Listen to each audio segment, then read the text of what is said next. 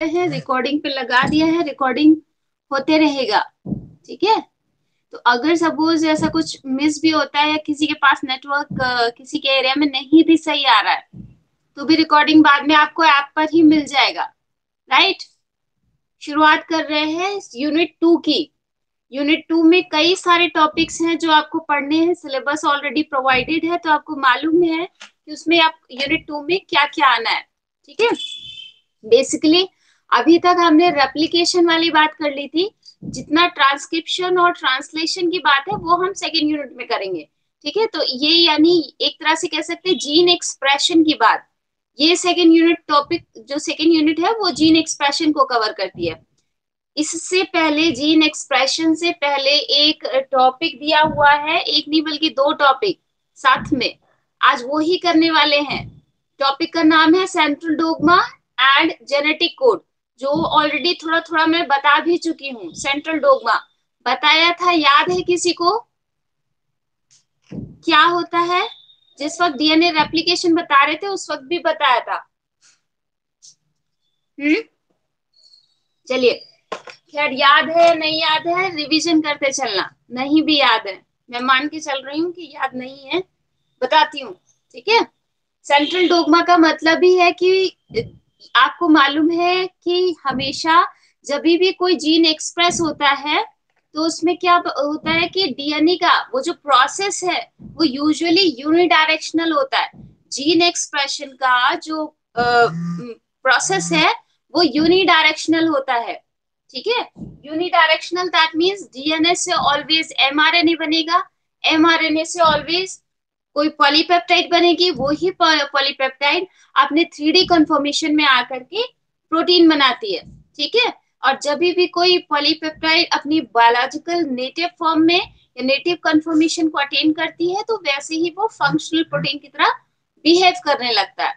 ठीक है, मुझे लग रहा है अभी भी कोई कोई लोग ऐसे हैं जो रिक्वेस्ट भेज रहे हैं, कल रात से भेजा हुआ था, अभी भी उनको मतलब मॉर्निंग से भी नहीं होश था कि ऐड हो जाए, और अब बार बार ऐड होने की कोशिश कर रहे हैं। बोल दिया तो बार बार रिकॉर्डिंग में फिर डिस्टर्ब हो जाता है, कहाँ से करूंगी ना। उनको बोल दीजिए कि अब इत्मीनान फरमाए, कल की क्लास अटेंड करेंगे। कल मीन्स नेक्स्ट जब भी होगा। सेंट्रल डोगमा के लिए आप केवल 2 पॉइंट हेडिंग लगा करके लिख लीजिए। सेंट्रल डोगमा है क्या? The flow of the flow of genetic information is unidirectional. Flow of genetic information is unidirectional, and the whole process is known as central dogma. मतलब क्या कह रहे हैं कि कभी भी कोई भी लाइफ फॉर्म हो, इवन जिनमें RNA is the genetic material, उसमें भी कभी ऐसा नहीं होता कि प्रोटीन से आरएनए बने और आरएनए से फिर डीएनए बने। हमेशा ये इंफॉर्मेशन, अगर उसमें जिनमें आरएनए भी है तो पहले रिवर्स ट्रांसक्रिप्शन या रिवर्स ट्रांसक्रिप्टेज की मदद से एक डीएनए की कॉम्प्लीमेंट्री कॉपी बनती है, उसके बाद में फिर से यही प्रोसेस चलता है। ठीक है, तो इस वजह से ये कहा जाता है जितनी भी लाइफ फॉर्म्स हैं उसमें जो जेनेटिक इंफॉर्मेशन के एक्सप्रेशन का या जेनेटिक इंफॉर्मेशन का को एक्सप्रेस होने का जो प्रोसेस है वो यूनिडायरेक्शनल है, और यही जितना कंप्लीटली ये जितने भी प्रोसेसेस हैं वो ही सेंट्रल डोग्मा कहलाते हैं। ठीक है, दैट मीन्स इसको और आसान शब्दों में समझें तो ये कि डीएनए से डीएनए का फॉर्मेशन इज द रेप्लिकेशन, एक जीन एक्सप्रेशन का तरीका रेप्लिकेशन हो गया। ठीक है, दूसरा कि डीएनए से आरएनए का फॉर्मेशन, और आरएनए कौन सा बनेगा? मैसेंजर आरएनए बनता है, तो वो जो प्रोसेस है वो क्या कहलाती है? ट्रांसक्रिप्शन कहलाती है। एमआरएनए से जो पॉलीपेप्टाइड बनता है वो प्रोसेस क्या कहलाती है? वो कहलाती है ट्रांसलेशन। और यही ट्रांसक्रिप्शन और ट्रांसलेशन मिल करके जो यूनिडायरेक्शनल फ्लो है, ठीक है, जीन जीन इंफॉर्मेशन का या फिर जेनेटिक इंफॉर्मेशन का, वो ही कहलाता है सेंट्रल डोग्मा। ठीक, इतनी बात समझ में आई कि सेंट्रल डोग्मा क्या है? हाँ, तो फिर आगे चल रहे हैं। सेकेंड टॉपिक आपका जेनेटिक कोड का है। ठीक, इसको साथ साथ में जहां जहां मतलब कि पेन रख रही हूँ, जो टॉपिक समझाते जा रही हूँ तो उसको लिखते जाना। ठीक है, बाकी नोट्स बाद में भेज दूंगी। तो ये बात तो हो गई सेंट्रल डोग्मा की। ठीक, अब इसमें भी देखिए डीएनए का रेप्लिकेशन या जो डीएनए का प्रोसेस है वो आप पढ़ चुके हो।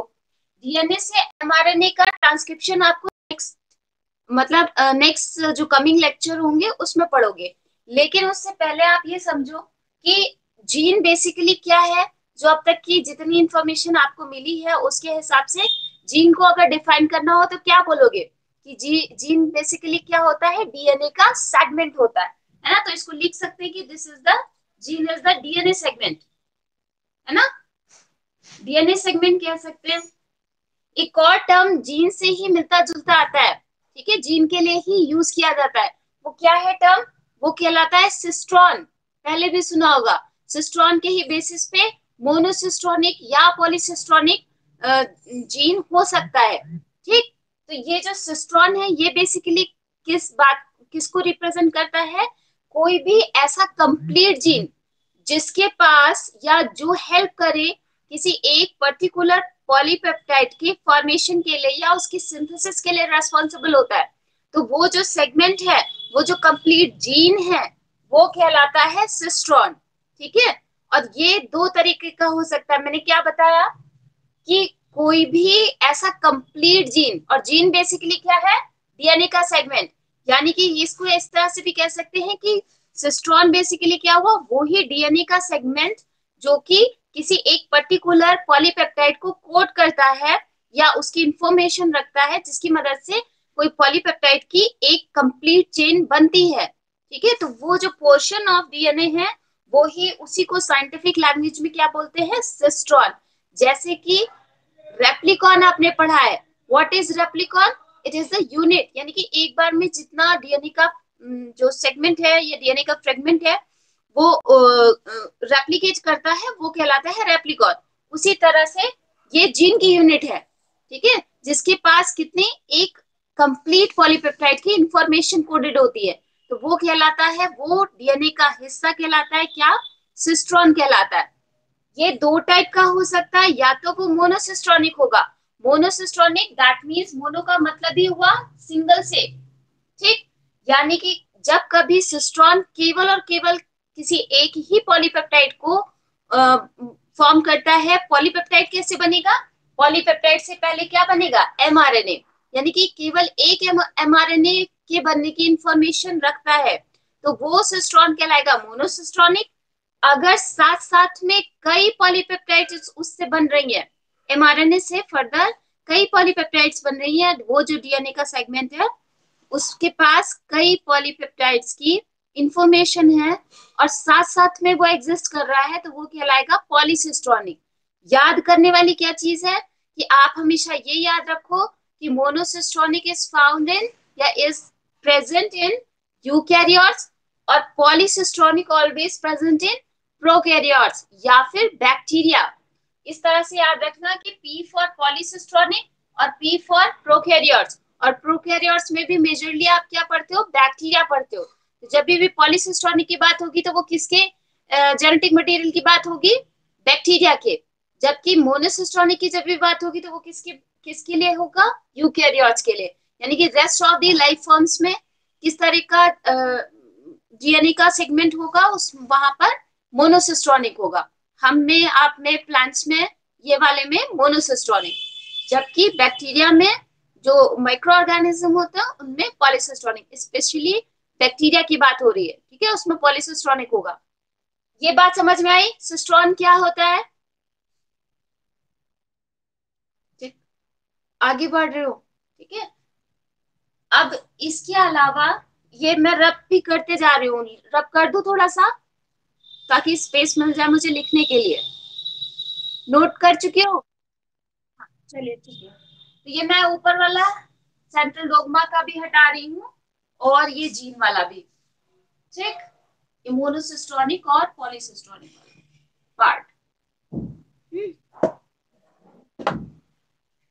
देखो, आपको ये मालूम है किसी भी डीएनए में क्या होता है, जो नाइट्रोजनस बेस होते हैं वो कितने टाइप का होता है, चार बेसेस ही तो होते हैं, इनके अलावा भी कोई होता है डीएनए में। नाइट्रोजनस बेस चार ही टाइप के होते हैं कि नहीं, कौन कौन से होते हैं, जरा नाम साथ साथ में बोल दो फटाफट। हाँ। और। हाँ। और। हाँ, साइटोसिन।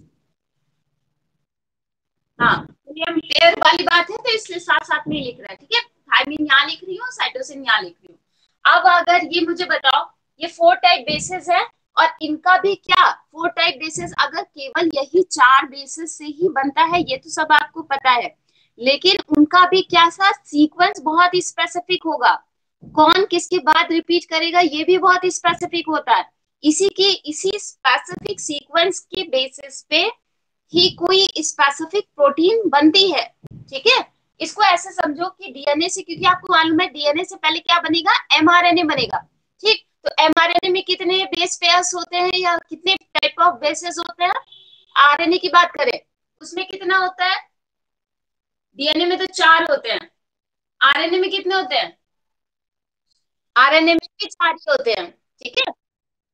हाँ, 4 ही होंगे, लेकिन डिफरेंस कहाँ पर होगा, डिफरेंस कहाँ पर होगा, एडेनिन सच। हाँ, थायमिन की जगह पे यूरेसिल होगा, ठीक। तो जरा एक सीक्वेंस बनाओ, ठीक है। एक सीक्वेंस ये वाला जो बना हुआ है, ये ऊपर अब मैंने यहाँ पर टी देख सकते हो, दैट मीन्स कि ये डीएनए का ही सीक्वेंस होगा, है ना, कि डीएनए का ही तो सेगमेंट हुआ। जरा सीक्वेंस लिखिए और उसकी एमआरएनए कॉपी बनाइए। मैं बोल रही हूँ ATGCC GGTTA,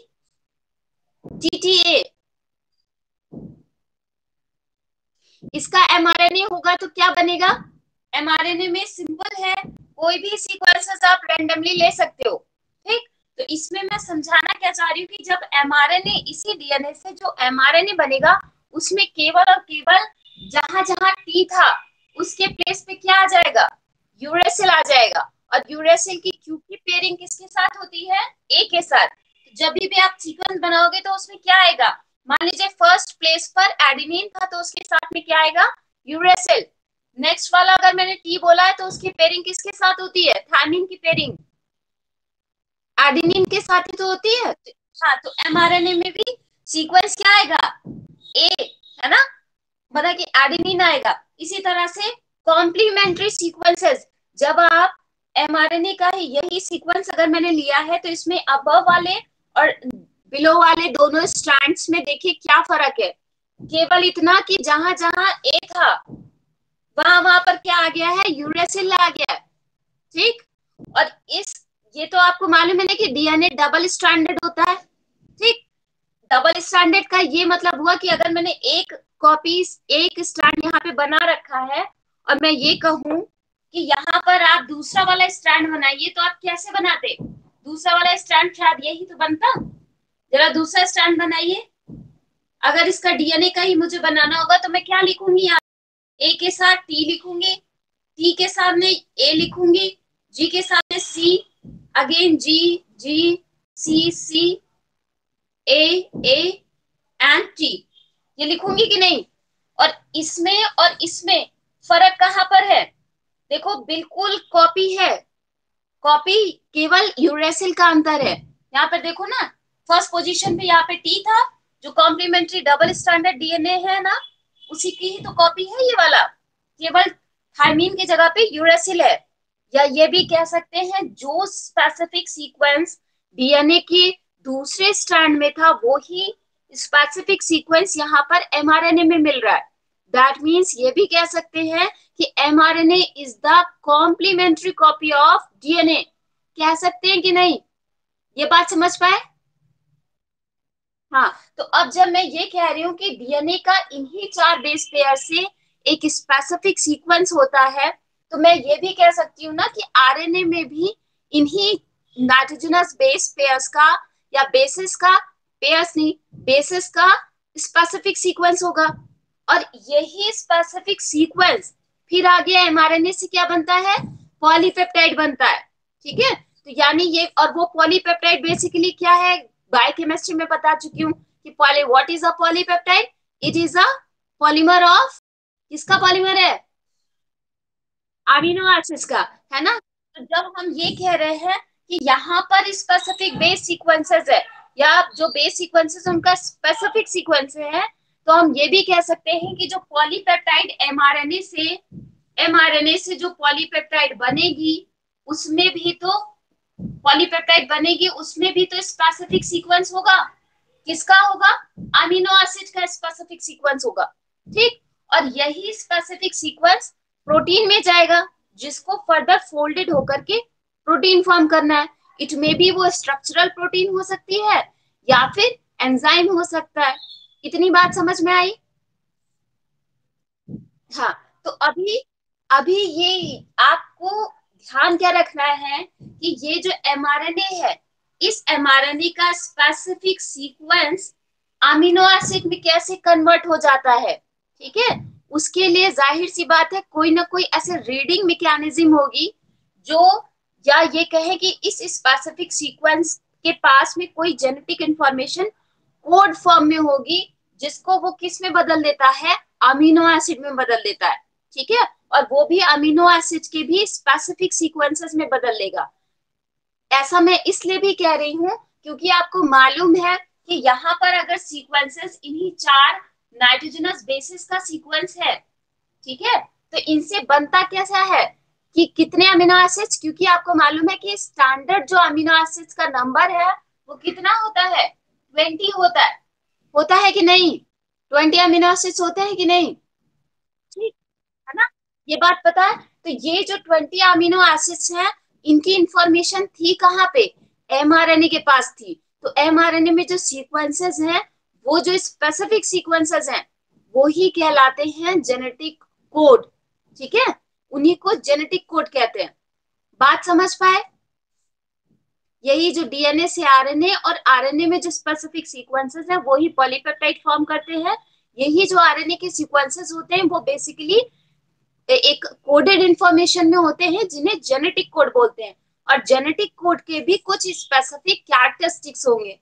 ठीक, तो उन कैरेक्टरिस्टिक्स में क्या क्या हम बात करेंगे, उससे पहले हम एक और चीज समझ लेते हैं कि अगर मान लीजिए थोड़ा सा मतलब मैथ्स क्या कॉमन सेंस वाली बात है कि मान लीजिए अगर मैं ये कह रही हूँ कि केवल और केवल 4 टाइप के नाइट्रोजनस बेसिस थे ATGC डीएनए के पास में। ठीक है, तो अब हम कह सकते हैं कि अगर हर एक नाइट्रोजनस बेस किसी एक ही अमीनो एसिड को कोड करता होता तो शायद केवल और केवल 4 अमीनो एसिड ही कोड हो पाते। जैसे कि मान लीजिए अगर मैंने ये कहा कि जो एडेनिन है वो किसी भी अमीनो एसिड को मान लो फिनाइल एडेनिन को। ठीक है, फिनाइल एडेनिन को कोड करता है। थाइमीन किसको करता है? ट्रिप्टोफैन को करता है। ठीक, साइटोसिन किसको करता है? किसी एक को भी मान लीजिए। ठीक है, इसी तरह से ग्वानिन भी किसी एक को। तो इस तरह से तो केवल 4 ही अमीनो एसिड्स कोड हो पाते ना, जबकि इन लाइफ फॉर्म्स में होता क्या है कि वो 20 अमीनो एसिड सभी का कोड मौजूद है। ठीक है, तो यानी कि इस तरह का जो कोड हुआ वो तो सिंगलेट कोड कहलाया। राधिका कोई प्रॉब्लम है? चलिए, तो यहाँ पर देखो कि इस ये बताने के लिए कि जो कोड्स हैं या जो रीडिंग फ्रेम है या जो एमआरएनए का स्पेसिफिक सीक्वेंस है वो होता किस में? ट्रिपलेट फॉर्म में होता है। ठीक है, जो जेनेटिक कोड्स होते हैं वो ट्रिपलेट कोडॉन्स के फॉर्म में मौजूद होते हैं। इसको प्रूफ करने के लिए सिंपल है, इसी से देख लो कि 20 अमीनो एसिड्स हैं, अगर केवल एक एक कोड करता तो शायद 4 ही अमीनो एसिड कोड हो पाते। ठीक है, या फिर अगर 4 से ये कहे कि दो दो के पेयर्स में करता तभी भी केवल और केवल 16 अमीनो एसिड से कोड हो पाते, जो कि इन दोनों के केसेस में नॉट सफिशिएंट है। फिर भी 4 अमीनो एसिड्स बच जाते कि नहीं? 20 अमीनो एसिड्स में से 16 भी कोड हो जाते तभी भी 4 अमीनो एसिड बच जाते। इसी वजह से ये माना गया कि ये जो 4 नाइट्रोजनस बेस हैं या एमआरएनए में जो बेसिस मौजूद होते हैं वो बेसिकली 3-3 के कॉम्बिनेशंस में, ठीक है, 3-3 के कॉम्बिनेशंस में 64 टाइप्स ऑफ कॉम्बिनेशंस बनाते हैं जो एक्चुअल में कोडॉन ही है या कोड्स हैं। उन्हीं को जेनेटिक कोड भी कहते हैं। इसीलिए कहा जाता है कि genetic codes are in a form of triplet form. ठीक है, क्योंकि अब अगर इसमें देखें, इस in case of three three combinations, जब तीन तीन बेस पेयर्स का कॉम्बिनेशंस बनेगा, बेसिस का कॉम्बिनेशन बनेगा, तो नंबर ऑफ जो कॉम्बिनेशंस बनते हैं वो 64 बनते हैं। और इस तरह से ये जो 20 अमीनो एसिड्स हैं वो इजीली इन 64 कॉम्बिनेशन से कोड हो सकते हैं। बात समझ पाए इतनी कि ये कैसे 64 आ गया? ठीक है। हाँ चलिए, दैट मीन्स कि अब यहाँ से एक बात ये भी निकल के आई कि जो जेनेटिक कोड्स होते हैं वो किस फॉर्म में होते हैं? ट्रिपलेट्स के फॉर्म में होते हैं। ठीक। अब इसको प्रूव करने के लिए कई सारे एक्सपेरिमेंट्स लगाए गए। ठीक। जिनमें तीन स्पेसिफिक एक्सपेरिमेंट हैं, और उनमें भी दो को तो नोबल, दो को नहीं, एक को तो नोबेल प्राइज भी मिला था, एक जो कोवर्कर्स थे उनको। तो एक्सपेरिमेंट की बात करते हैं। पहले हेडिंग लगा लीजिए एक्सपेरिमेंट, और उसमें भी तीन ऐसे फ्लो चार्ट में ही बनाइएगा, इसको रब कर रही हूँ। ठीक है। तीन एक्सपेरिमेंट किए गए, जिसमें से जो पहला एक्सपेरिमेंट था वो क्रिक ने किया, वही वाटसन एंड क्रिक जो थे जिन्होंने डीएनए की खोज की थी, उन्होंने ही काम किया था इस पे। ठीक है। तो तीन एक्सपेरिमेंट किए गए, जिनमें से जो पहला एक्सपेरिमेंट था वो किया था क्रिक ने। क्रिक और इनके साथ और भी लोग थे। कौन से ईयर में? 1961 में। इन्होंने किया क्या? इन्होंने देखा कि जब भी हम किसी डीएनए फ्रैगमेंट में या डीएनए के सेगमेंट में एक एक बेस पेयर का चेंज कर रहे हैं, एक या दो बेस पेयर का चेंज करते थे, डिलीशन या एडिशन। ठीक है। क्या इन्होंने किया कि एक बेस पेयर या दो बेस पेयर को ऐड ऐड किया या फिर डिलीट कर दिया। तब इन्होंने देखा कि जो डीएनए का फंक्शन है ना, जो डीएनए की फंक्शनिंग है वो ज्यादा डिस्टर्ब हो रही थी। जबकि जब वो इसी की बजाय एक या दो बेस पेयर की बजाय तीन बेस पेयर ऐड या डिलीट करते थे, तो उसमें डीएनए का जो सीक्वेंस था या डीएनए की जो फंक्शनिंग थी, वो उसका जो डिस्टरबेंस के लेवल है वो मिनिमाइज हो जाता था। ठीक है। तो इससे इन्होंने एक बात ये भी कंक्लूजन निकाला कि इट मे बी जी, जब भी ये जो रीड मैकेनिज्म होती है या एमआरएनए से अमीनो एसिड बनने का जो रीडिंग मैकेनिज्म होता है, जिसके थ्रू अमीनो एसिड बनता है, वो बेसिकली किस फॉर्म में है?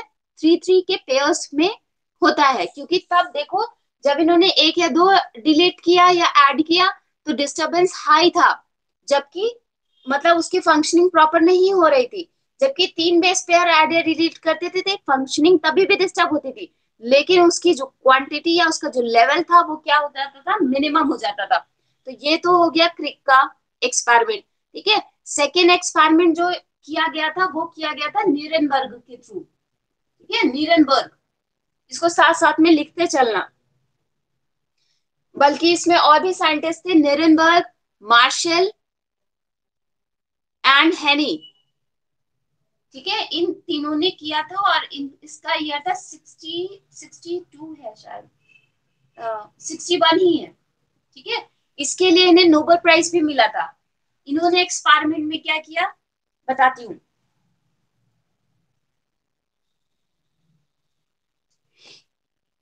इन्होंने निरनबर्ग या जो इनके साथ भी कोवर्कर्स थे, उन्होंने एक एमआरएनए को लैब में सिंथेसाइज किया। ठीक।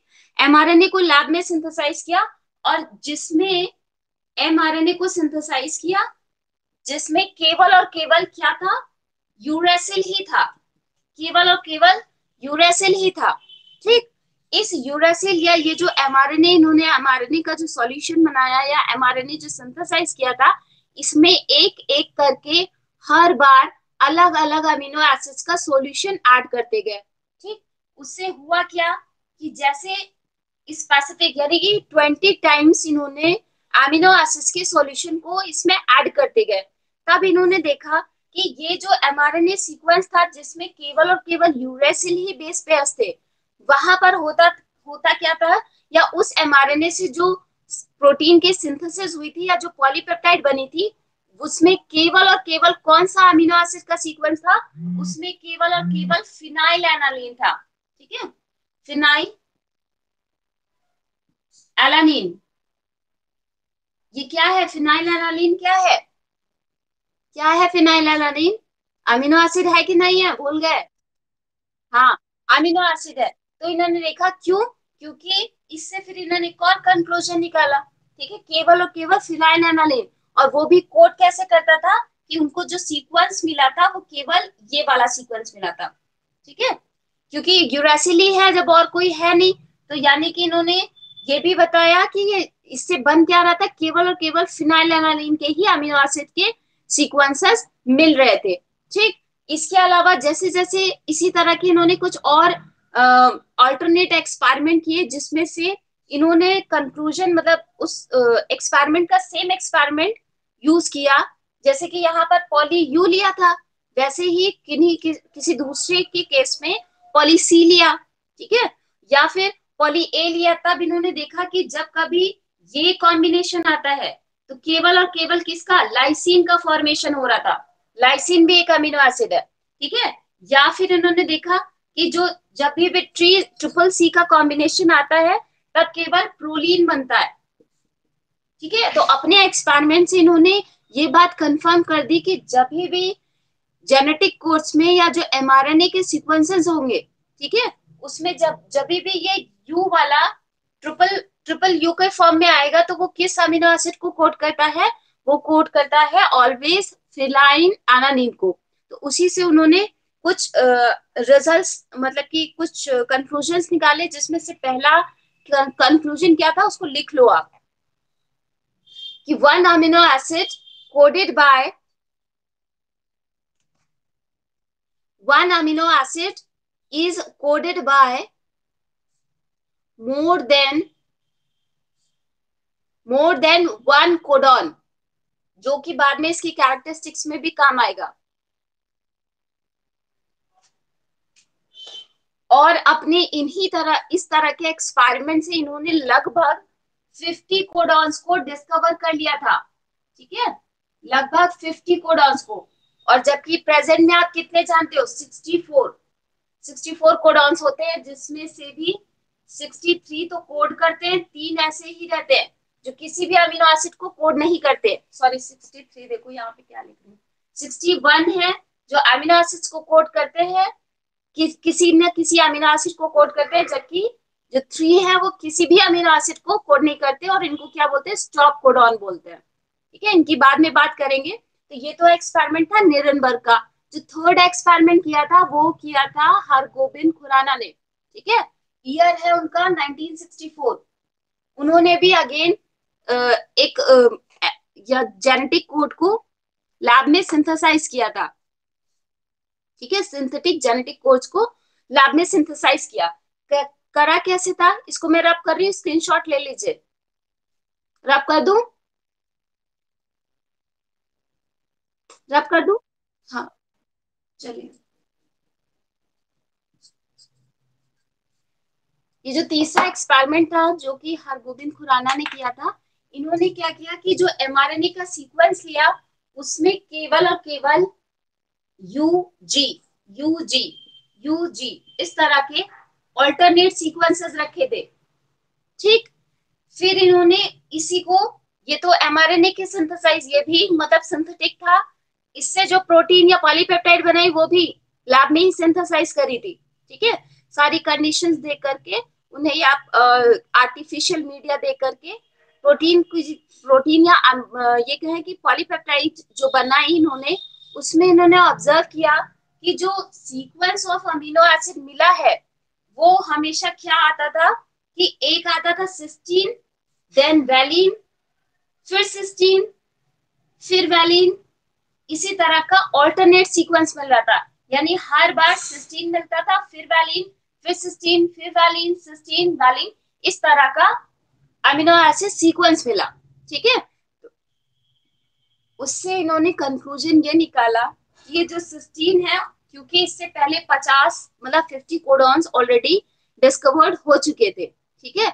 यानी कि ये बताया जा चुका था कि कोई पर्टिकुलर, जैसे वैलिन की ही बात करें, वैलिन के या फिर सिस्टीन और वैलिन के लिए जो ट्रिपलेट कोड था वो basically U G U cysteine के लिए था, जबकि वैलिन के लिए क्या था, GUG। ठीक है, GUG।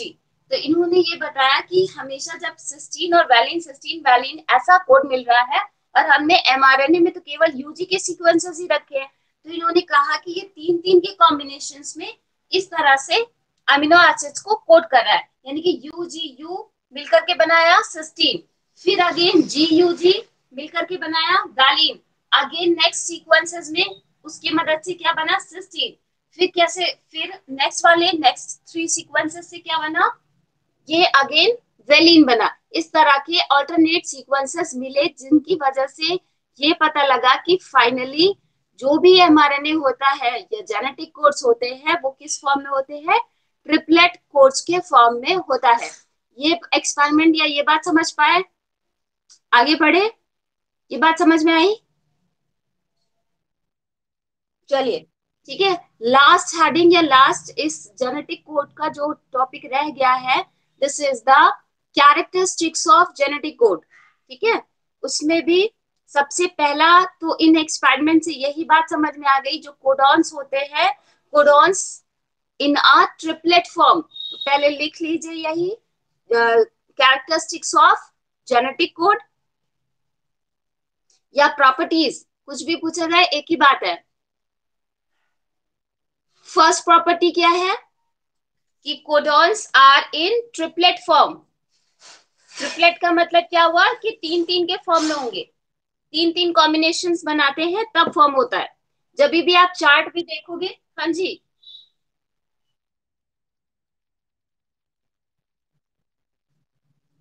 सेट ऑफ नहीं कहोगे, कॉम्बिनेशंस कहो तो ज्यादा बेटर है, मुझे लगता है। हालांकि ये लिटरेचर में आपको कॉम्बिनेशन वर्ड भी कहीं नहीं मिलेगा, ठीक है, लेकिन सिंपल बात है, कॉम्बिनेशन ही तो होता है, क्योंकि जब भी आप देखो ना, वो जो 64 वाला चार्ट देखते हो, तो उसमें क्या है, ऐसे यहाँ पे UG, मतलब सॉरी ए, ऐसे ही तो लिखा है, चारों बेस पेयर लिखे रहते हैं,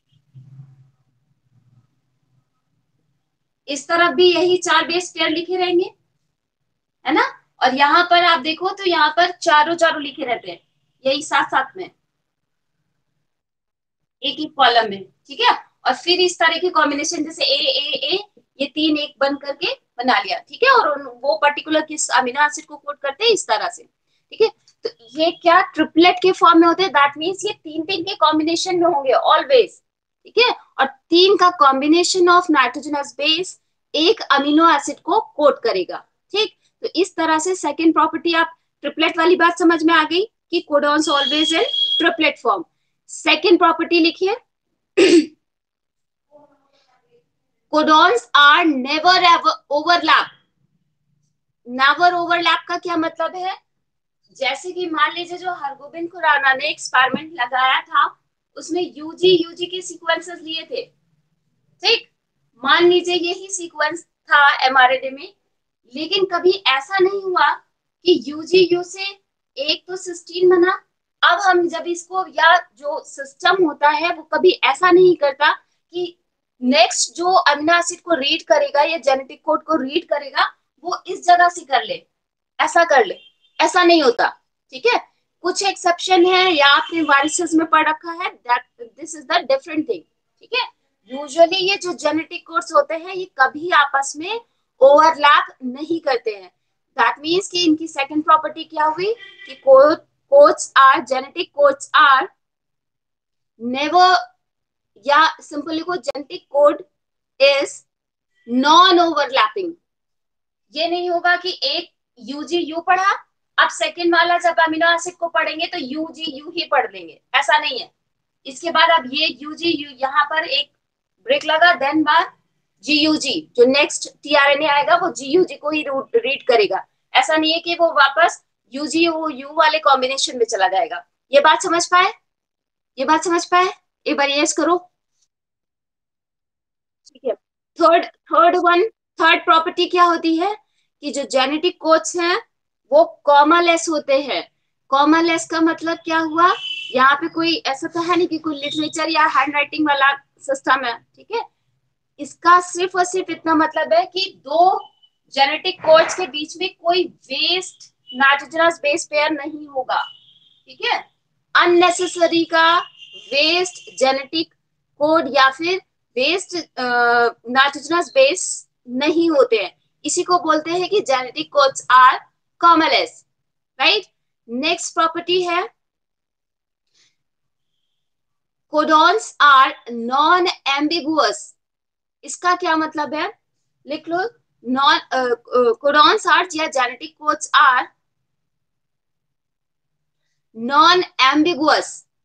इसमें भी एक एक्सेप्शन है, बताऊंगी।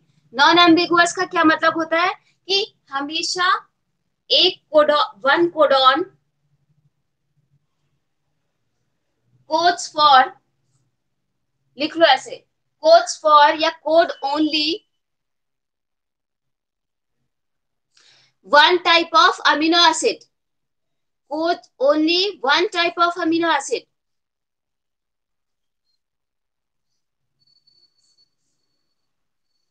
मतलब कि अगर ट्रिपल यू है, ट्रिपल यू का कॉम्बिनेशन है, एक कोडॉन हमेशा केवल एक ही टाइप के अमीनो एसिड को कोड करेगा।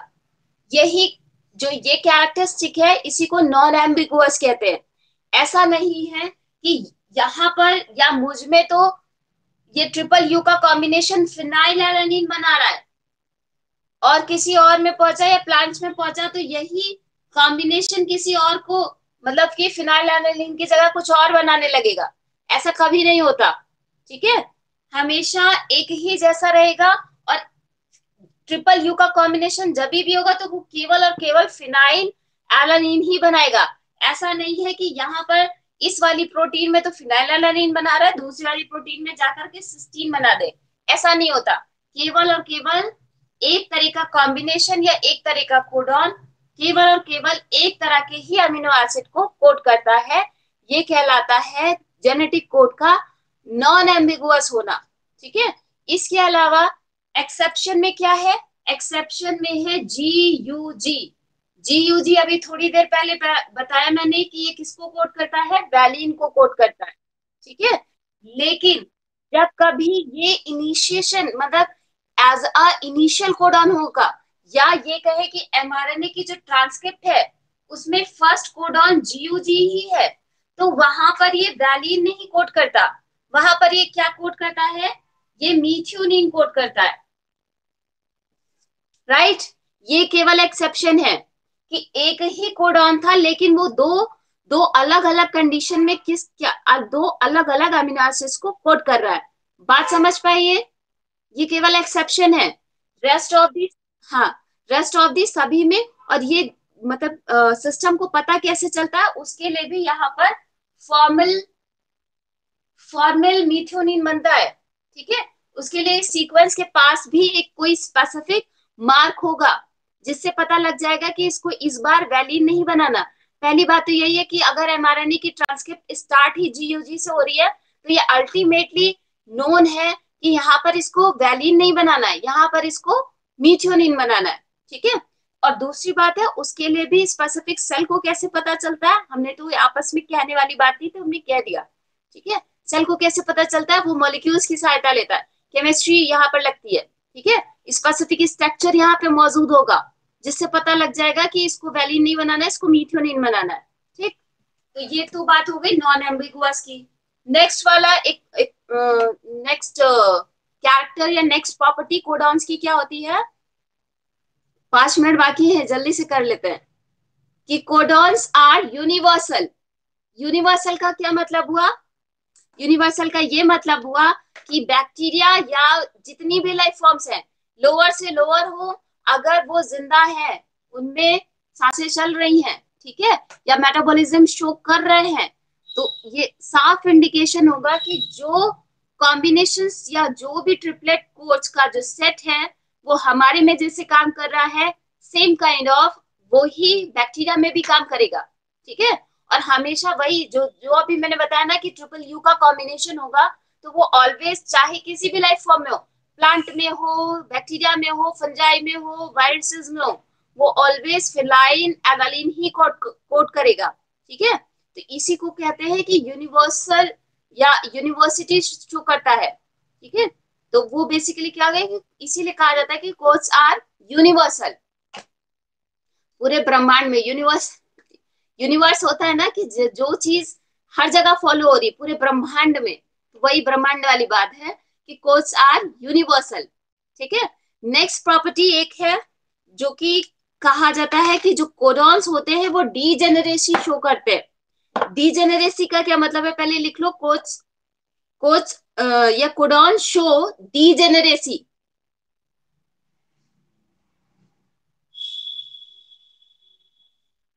डीजेनरेसी का मतलब क्या हुआ कि एक अमीनो एसिड, अब यहाँ पे फर्क समझिएगा पहले वाले से क्या डिफरेंस है। एक अमीनो एसिड को कई सारे कोडॉन्स के कॉम्बिनेशंस कोड कर सकते हैं। ठीक है।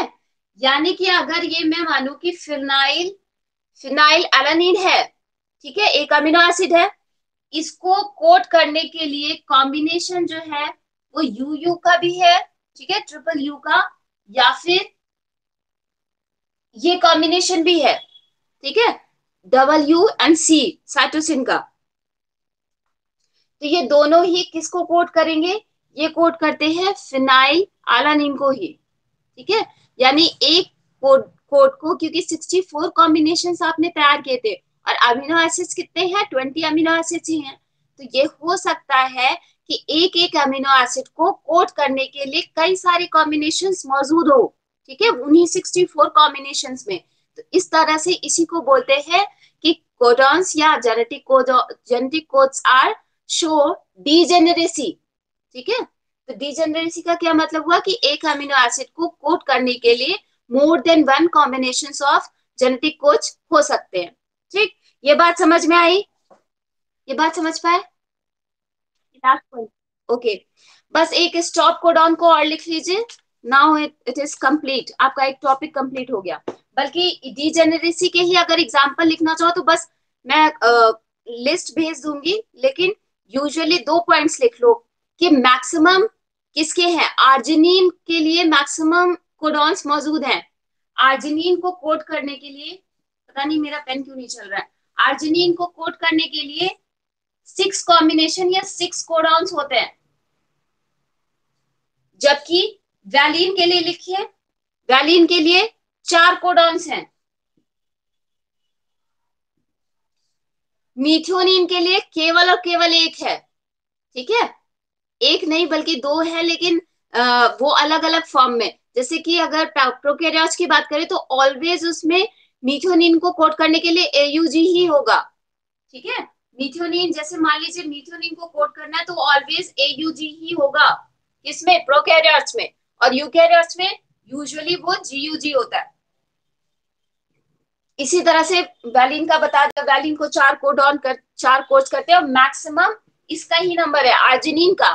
ठीक है, आर्जिनिन अमीनो एसिड एक ऐसा अमीनो एसिड है जिसको कोड करने के लिए लगभग, मतलब कि मैक्सिमम इनकी रेंज है, मैक्सिमम 6 कोडॉन्स होते हैं। ठीक है, उन्हीं 64 कॉम्बिनेशन में। इसके अलावा जो मैंने बताया था कि ये जो 64 कॉम्बिनेशन है या 64 जो जेनेटिक कोड है, उसमें से 63 तो किसी ना किसी अमीनो एसिड को कोड करेंगे। रेस्ट, सॉरी, 61 तो किसी ना किसी अमीनो एसिड को कोड करेंगे। जबकि एक, जबकि 3 का कॉम्बिनेशन या 3 ऐसे हैं, 3 जेनेटिक कोड्स ऐसे हैं जो किसी भी अमीनो एसिड को कोड नहीं करते, किसी भी अमीनो एसिड को कोड नहीं करते। ठीक है, तो इन कोडॉन्स, इन 3 ऐसे कोडॉन्स को जो कि किसी भी अमीनो एसिड को कोड नहीं करते, क्या बोलते हैं, नॉनसेंस। हाँ, या तो नॉनसेंस कहिए या फिर स्टॉप। हाँ, और उनका, उनका जरा स्टॉप कोडॉन का इनको याद भी होना चाहिए, कौन कौन से हैं। यू डबल ए, हाँ, देन एग्जैक्टली, एग्जैक्टली।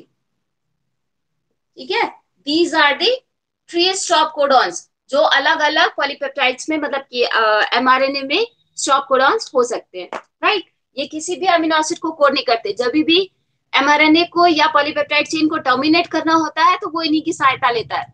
ठीक, this is all about genetic code. अब हमारी मुलाकात, आज के लेक्चर में से किसी को कुछ ऐसा है जो नहीं समझ में आया है? आई थिंक मोस्ट प्रोबेबली अगर नेटवर्क ने नहीं दिक्कत करी होगी तो सभी को सब कुछ समझ में आया होगा। लेकिन सपोज अगर कुछ नहीं भी आता है तो अभी चूंकि 1:30 हो चुका है तो आज तो नहीं, लेकिन नेक्स्ट क्लास में आप पूछ सकते हैं। ठीक है, फाइनली क्लास, हाँ, क्लास ऑफ करें। ओके, चलिए ठीक है। और इसको पढ़ने के लिए आप एस एन श्रीवास्तव की जो प्लांट फिजियोलॉजी वाली बुक है उसको एक बार देखना। ठीक है, जो कुछ, और बल्कि लेकिन आज ही जा करके पढ़ लेना, तो जो कुछ बताया है वो चीज आप वहां से भी ग्रास्प कर लोगे तो एक बार में चीजें समझ में आ जाएगी। बाकी नोट्स अभी हम व्हाट्सएप कर देंगे आपको, राइट, या फिर यहीं पर इसमें मौजूद रहेगा, जैसे भी होगा हम बता देंगे आपको, राइट। तो अभी फाइनली, हाँ, फाइनली मैं ऑफ कर रही हूँ क्लास। ठीक है, एक एक मिनट में स्क्रीनशॉट एक ले लेती हूँ उसके बाद, बल्कि स्टूडेंट्स चले गए हैं काफी कुछ। एनीवेज, चलिए अब, thanks to everyone, bye bye.